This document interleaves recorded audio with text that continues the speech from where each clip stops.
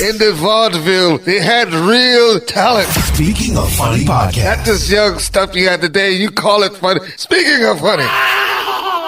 And is going on 3 different dates with Mike Epps, blah, blah, blah. Man, who even gave you my number? Oh. I had to learn to not take that personal myself, but I do realize it happens. Like, you gotta be on a swivel when dealing with entertainers, because you know what I'm saying? Like, some people I've met and I've been like, yo, that's my dog. We cool as hell. Da da da da. Yo, show up to the front. Who? Bro, you said anytime I'm in the city to come and you know what I'm saying, call you and blah blah blah. That's LA speak. You know, you like, oh, we'll do lunch. That's right. They won't do lunch with you. Oh, right. Yes. Casey. Jojo. Varnell Hill. Yeah. Was it Varnell Hill? It was Varnell Hill. Yeah. So it's Tommy Davidson is one of those performers that you either love or hate. Recently, he's gotten a lot of slack on social media. He had made a post. I don't know if you saw this. This was like maybe last summer. He made a post and he had all of these demands. What he was looking for. He basically wanted he was looking for an opener, but he wanted the opener to pretty much have 1 million followers, pretty much have all of these expectations to where if they had all these things that you're asking for, it probably shouldn't be an opener, right? Yeah, and people were calling him out about it. Yeah, comedians, new comedians, old comedians, everybody was calling him out about it. And they were like, he's the real Varnell Hill for real. Tommy Davidson and Guy Torrey were the very first comedians I seen actually live. It was when I was stationed in Korea, and it was 2005. I'll never forget.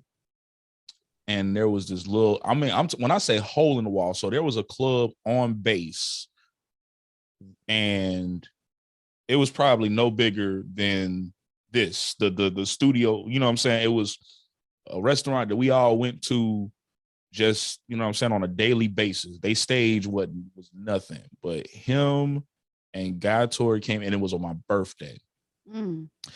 And they were walking through the audience, and I just remember I was like, I got to say something. It's my birthday. And I'm like, hey, Tommy, not expecting nobody to turn around. Yeah. And he turned around. He's like, yo, I said, it's my birthday. He was like, oh, happy birthday. I was just so taken back by that moment. Like, yo, he really did just stop and say happy birthday to me. And then when he did his set, I was sitting in front, and he remembered. And so he did a quick little, one of his transitions had to do with the fact that, the birthday boy is sitting right here. So I'm gonna go to this next or something like that. I was just like, this is before I even knew anything about wanting to be a comedian. Yeah. But he gave that room of 15 people the same kind of show that he would have given an auditorium full of 15,000. And that made me fall in love with him as a performer. He did this joke, the most disgusting joke I've ever seen done live, where he let a thing of drool go all the way down till he was talking about, I want to say it was a car accident or dealing with, back when it was cool to call people retarded. I think he was talking about somebody being retarded or whatever, but to emphasize the joke, he goes, and this long thing of drool just go, and it goes almost damn near to the floor, almost touches the floor before he slurps it back up. And I just remember being so disgusted. But then later on, as I thought about it, that's gonna stick it. First off, it's stuck in my head. Yeah, 20 years later. And secondly, how do you practice that? How do you sit there and practice letting drool almost hit the floor before you go? And then how do you not be disgusted with yourself for that? But ever since I seen that, I was like, Tommy to me is just, I don't care what you think about him as a comedian, if rather he's funny or not. As far as a performer, one of the top 3, Wow. That's good. I've never had the opportunity to see him live. Maybe one day I will.